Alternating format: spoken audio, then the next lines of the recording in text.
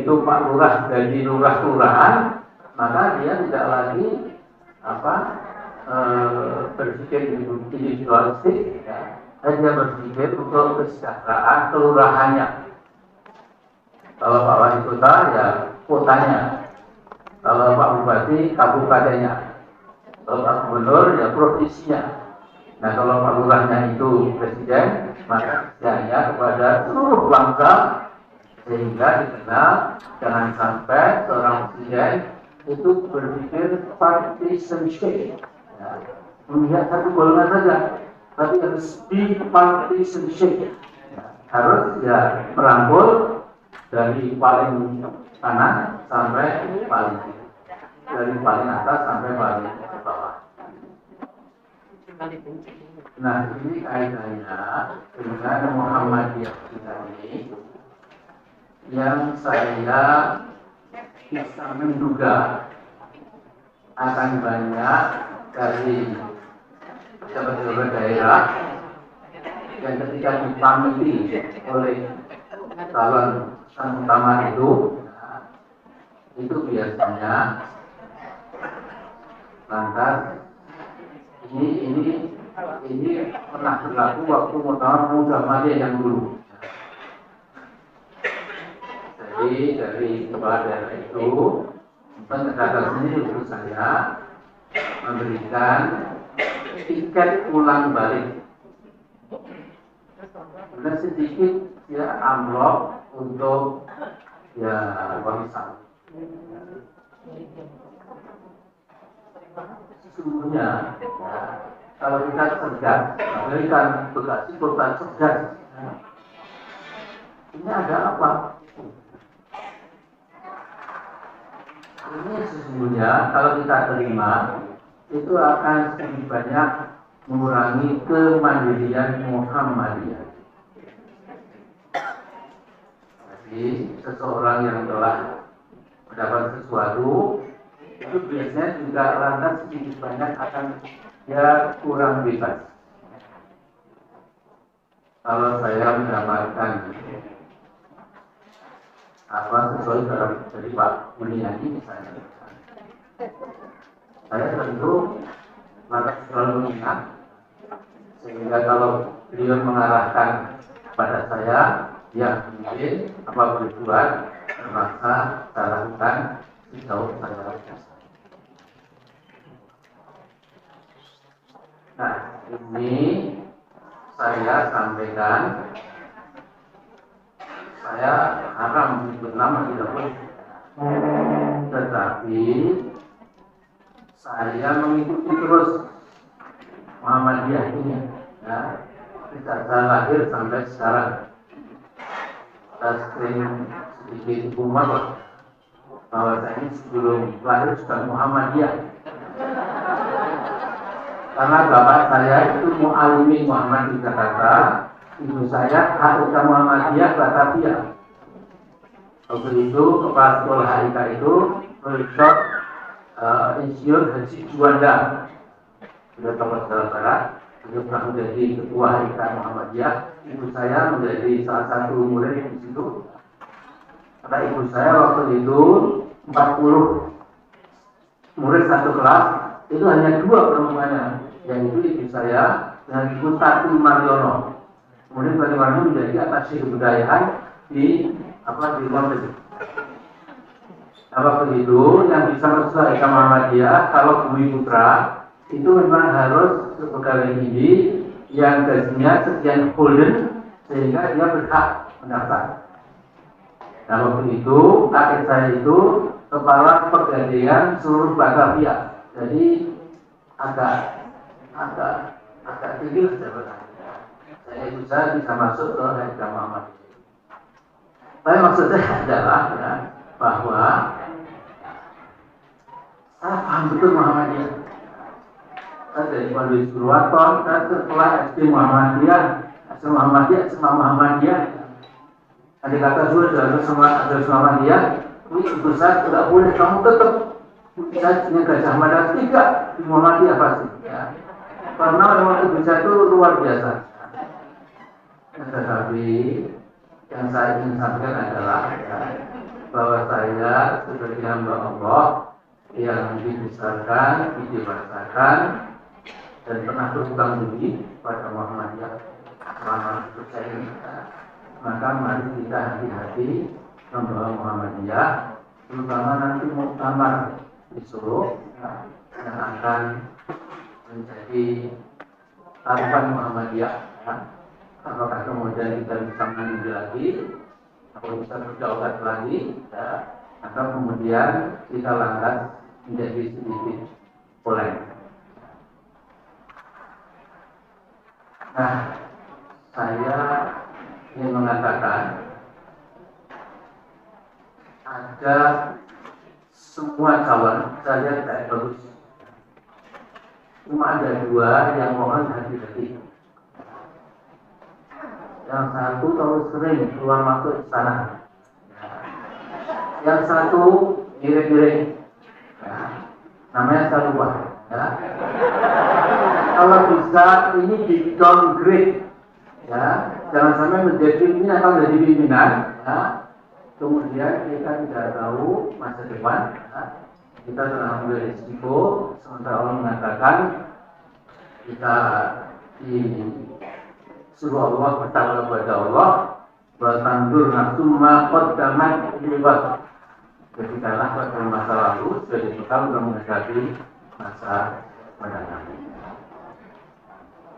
Saudara, jadi Muhammadiyah kita ini kalau kita terus saja rawat sampai kapanpun Allah tidak pernah mencabut surat izin dengan Muhammadiyah di muka bumi.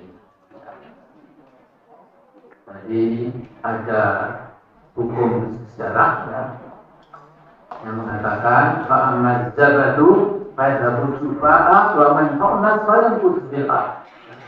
Adapun duit untuk dalam bahasa Jawa itu karena tidak ada manfaatnya akan hilang di terbangan Quran. Tetapi kata Allah, apapun yang bermanfaat bagi manusia dijamin fayam kusubil ard, tetap tinggal di muka bumi ini. Jadi saya sepulang Muktamar Muhammadiyah tahun 1995 di Aceh, kembali ke kampus mau mengajar teman-teman saya, katanya, Pak Amin, saya ya Pak Amin, saya apa itu? Pak Amin, gajinya gede ya, ketua Muhammadiyah. Saya bilang, ya kamu ngawur gitu ya, tidak ada gaji Muhammadiyah. Oh gitu Pak. Saya kedua, Pak Amin, kalau pada biasanya bisa bubar, kalau Muhammadiyah kapan bubarnya? Saya bilang Muhammadiyah akan bubar kalau tidak bermanfaat bagi umat manusia. Jadi tadi kan kita menyanyikan lagu Muhammadiyah itu kan karena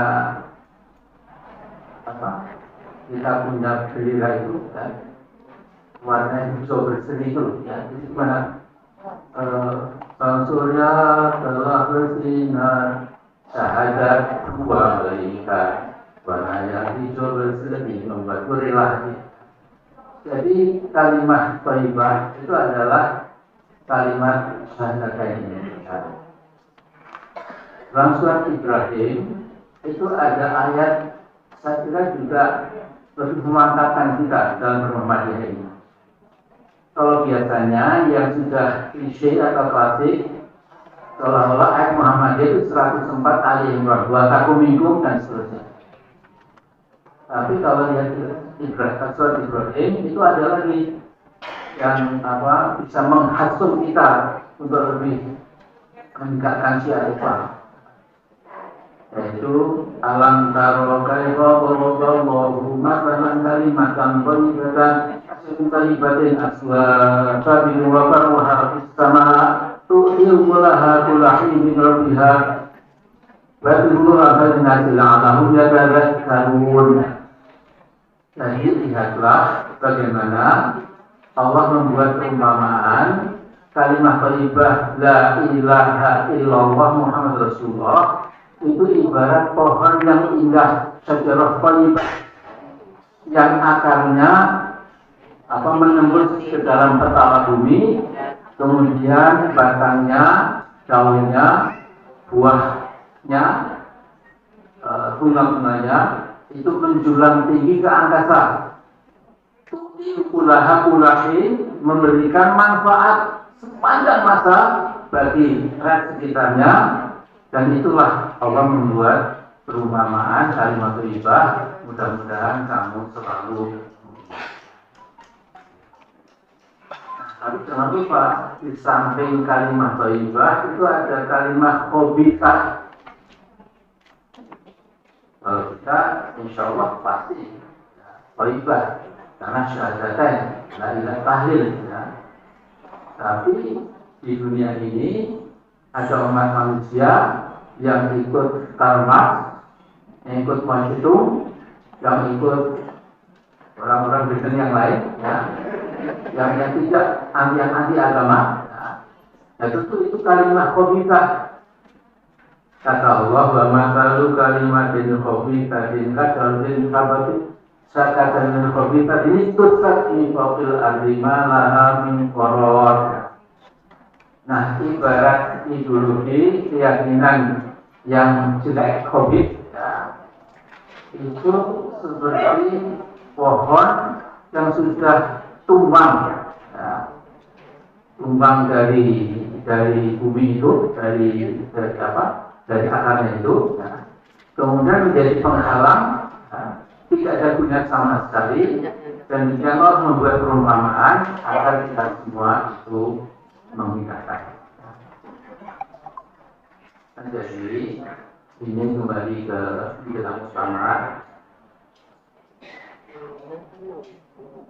Saya dengar dari Imam Muhammadiyah seDKI 2 hari yang lalu bertemu saya. Alhamdulillah, katanya beliau ini sudah mengadakan pertemuan antar TWM ya, Jawa Tengah, Jawa Timur, Jawa Barat, Banten dan lain-lain, wallahu alam ya. Tapi mereka sedang menyetel bagaimana agar Muhammadiyah kita ini selamat, tidak dicampur tangani oleh kekuasaan, karena kekuasaan itu memang yang sekarang ini alhamdulillah sudah dicampur tangani. Alhamdulillah ala kulli hal ya. Jadi ini harus hati-hati. Betul, saya dalam hati ya nggak menangis, tapi sangat prihatin kalau sampai di Solo kemudian kita angkat sampai keluar dari Irak tadi. Saya ikut Muhammadiyah itu ya tahun 41 di kota Solo. Sekarang ini kembali ke Solo. Jadi saya ingat sekali nyanyian Mars Muktamar Muhammadiyah di Solo itu. Muktamar Muhammadiyah di Surakarta lagi berjumpa. Muktamar yang ke-41 sejak berdirinya. Muktamar Muhammadiyah dengan gembira bermusyawarah demi perjuangannya aman mulia ukhuwah Islamiyah tetap lahir dari depan dan seterusnya. Tapi ingat, orang Muhammadiyah itu memang menjadikan ukhuwah Islamiyah itu sebagai sesuatu yang dihargakan. Dan persis kemerosotan UII pada Indonesia itu karena ukhuwah kita itu memang agak kendor. Saya bukan berteori, saya pelaku sejarah zaman modern. Bagaimana mungkin seorang Gus Dur jadi presiden? Karena waktu itu tergalang antara teman-teman HMI, teman-teman PII, Muhammadiyah, NU, dan Nawasriyah, Persis itu memang alhamdulillah jadi orkestranya itu orkestra ukhuwah Islamiyah. Ya. Dan kemudian lihatlah bagaimana Muhammadiyah itu sesungguhnya tidak pernah eksklusif. Ketika saya ketuk Palu, usul dari presiden, itu Muhammadiyah segalanya itu sujud syukur. Contoh Uduma mati di Bapak itu tidak, ya. Itu Muhammadiyah yang tulen yang harus begitu. Ya. Karena kita sadar tanpa menggalang ukhuwah itu kita bisa menjadi ya kurang kuat. Ya.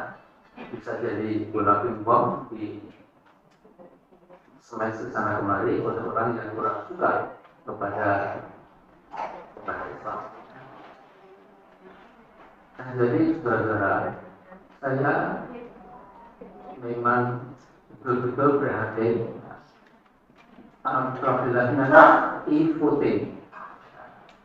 Jadi tidak akan dihitung satu-satu, ya. Kemudian ditulis di whiteboard sehingga disaksikan oleh seluruh masyarakat itu.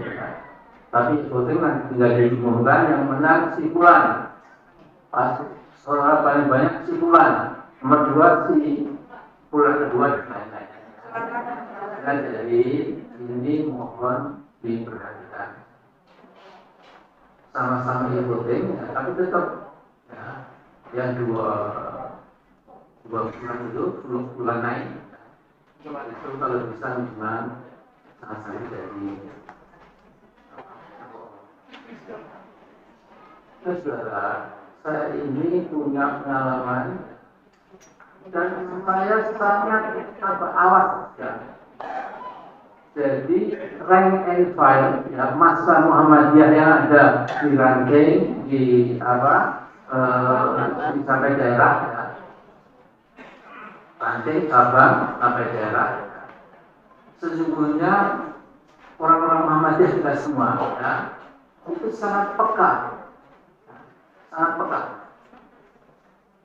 Jadi pekanya itu jangan sampai Muhammadiyah itu dikecilkan oleh siapapun.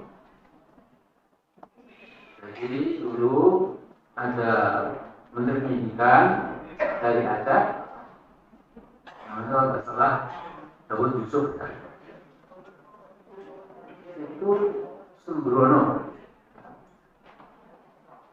Sembrononya itu mencabut subsidi pemerintah untuk sekolah Muhammadiyah. Gurunya ditarik, kemudian subsidi dalam arti financing, keuangan juga ditarik. Waktu itu Muhammadiyah oleng sekitar 1 tahun. Dan tanpa subsidi pun Muhammadiyah juga malah membangun kampus besar, sekolah-sekolah yang mendarat. Itu artinya apa? Kalau kita mandiri, Allah juga akan memberikan kita ma'unah, memberikan bantuan. Tapi kalau kita sudah kemana-mana ada tujuan, ya, nanti Allah orang Muhammadiyah ini katanya beriman, kalau kemana-mana.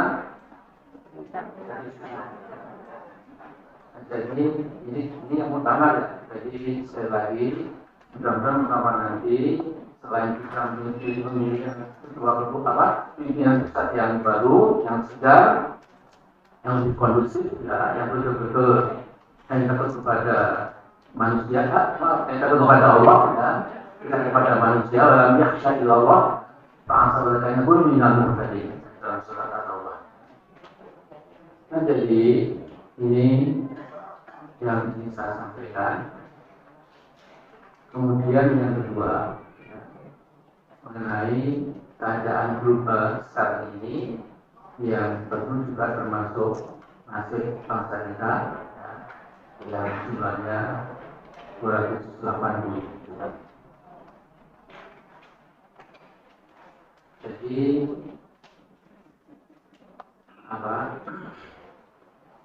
memang sekarang ini teknologi, kemudian kemajuan persenjataan, kemudian juga kemajuan industri, kemajuan ekonomi juga, itu bukannya saling merapatkan bersama bangsa-bangsa, tapi malah sepertinya menjauhkan, membuat kelompok-kelompok. Sehingga sekarang ini ada istilah The New Cold War, perang dingin yang baru. Yang lama sudah usai, setelah perang dunia kedua sudah tidak ada lagi perang dingin. Tapi sekarang ini muncul lagi, cuma kubunya berbeda. Yang Amerika masih Amerika, tapi kubu lawan Amerika terutama itu adalah RRC, kubu rakyat China. Nah, kemudian saya belajar politik nasional itu cukup lama sampai ke jalur dan lain-lain. Jadi ada semacam kecenderungan yang otomatis kekuatan global itu akan mengejar namanya global supremacy atau global domination. Jadi sekarang Amerika tetap ingin mempertahankan posisi sebagai polisi dunia, mengatur bangsa-bangsa, mengintervensi mereka yang tidak disukai. Tapi sekarang setelah Soviet itu bubar, Rusia melemah, maka muncul namanya Tiongkok China itu. Nah, kemudian presidennya itu ya Sekjen Partai Komunis, ya ketua PLA, ketua militer Cina, ketua intelligence, dan memborok atau nggak salah 12 posisi Xi Jinping ini. Nah, saya bukan saya politik bebas aktif yang digarisbawahi di Undang-Undang 45 itu memang oleh rezim sekarang ini tidak terlalu dilaksanakan secara konsekuen. Jadi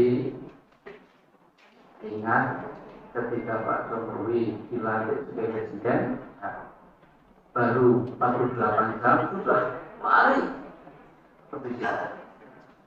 Rasanya ada pertemuan apa?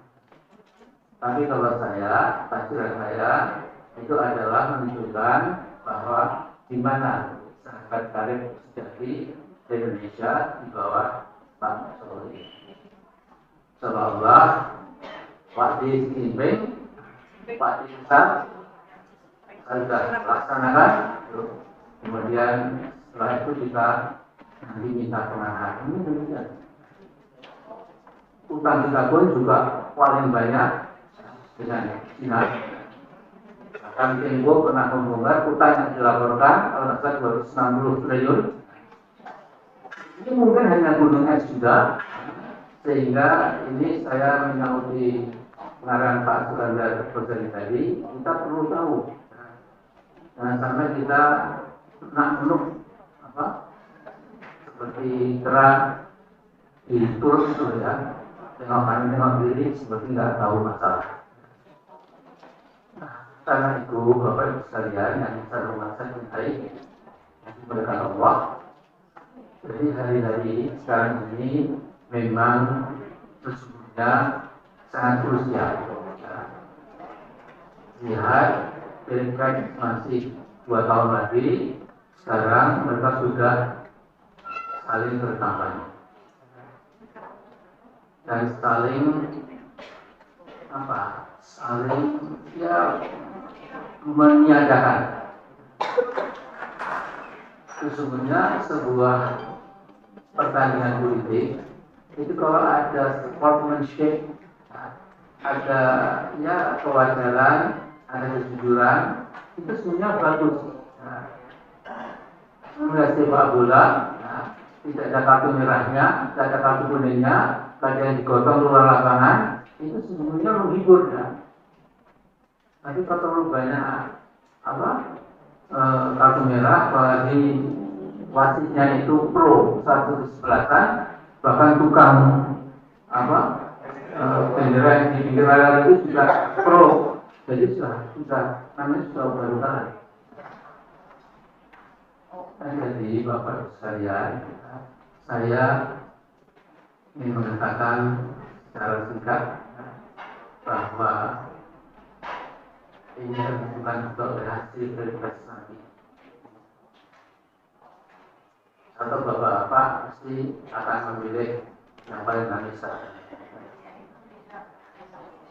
kalau Pak Ibu tanya, kalau pertemuan gimana? Kalau format belum ikut main karena belum selesai. Nanti kalau sudah selesai kita baru menyatakan dan kita pun minta syarat. Tidak asal-asalan. Artinya kita akan memilih presiden yang sudah punya janji, ya, tidak akan lagi membiarkan sumber daya alam kita digotong keluar. Kita tahu hasil hutan kita, hasil emas kita, perak kita, negara kita, tambang kita di mana-mana, ya, itu sebagian besar luar negeri untuk kerugian rakyat Indonesia sendiri. Ini yang kedua, terlalu lama. Yang kedua, tentu harus mengetahui apa sejarah bangsanya sendiri, ya. Ada teman pada rakyat kecil dan lain-lain, bukan mengabdi kepada oligark, ya, atau juga mengabdi kepada pengarahan dari dirjen yang namanya Xi Jinping itu. Xi Jinping ini itu lebih hebat dari Mao Zedong. Mao Zedong itu dulu menjadi pemimpin Cina yang dianggap paling tinggi. Tetapi Pak Mao Zedong itu tidak berani memasukkan beberapa pasal itu kata-kata dia. Bung Karno pun yang waktu itu seumur hidup, ya, tidak mungkin Bung Karno lantas kata-kata saya masukkan ke pasal tertentu, tidak mungkin. Tapi yang ini itu bisa. Ya. Ada beberapa pasal saya lupa, tapi omongan dia itu menjadi pasal dalam sebuah undang-undang dasar. Nah, ini kan sudah kelewatan. Ya. Nah, jadi memang supaya Anda jangan Bapak Ibu nanti kalau bicara pun supaya jangan salah paham. Tidak berarti kalau kita tidak suka kepada negeri tirai bambu, kemudian kita suka dengan Amerika. Amerika juga kapitalis, juga bengis, ya, juga gawat, juga penjajah. Kalau mau tanya Amerika, tanya Pak Amin Rais. Saya 7 tahun di sana. Ya. Bahkan ketika perang Amerika dan Irak, saya sudah pulang. Ya. Itu wakil duta besar Amerika pergi ke rumah saya di Pandian di Jogja itu. Ya. Dia mengatakan, istilah is, what is it that you sided with Saddam Hussein? Well, as far as we know, you are graduated from Chicago. You know our politics.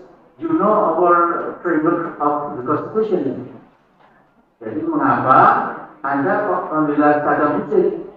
Kok membela kami? Kamu sekolah di Amerika.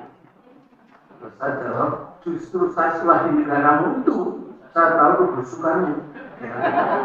Nah, jadi kita juga tidak suka kalau Indonesia tidak mandiri, lepas dari Cina kemudian ikut Amerika juga jangan saling mawon. Walaupun ada bedanya sedikit, ya. Kalau Amerika itu cuma ingin mengeduk kekayaan alam kita, digotong untuk kesenangan mereka, untuk apa? Kehidupan yang lebih enjoyable, lebih dinikmati oleh mereka. Nah, kalau Cina ada bedanya, selain akan mengambil sumber daya alam kita, juga menguasai secara politik. Namanya Lebensraum. Lebensraum itu adalah politik untuk mengepakkan tanah airnya itu ke tetangga-tetangganya, karena di Cina sendiri sudah 1,4 miliar sudah sumpek karena sumpek seperti itu bahasa Jawa, bahasa sebenarnya kalau itu artinya kemudian mereka ingin mengincar negara-negara yang masih banyak sumber daya alamnya, yang melimpah ruah, yang subur makmur, itu Indonesia, bukan Filipina, bukan Vietnam, bukan Thailand, ya. Apalagi seperti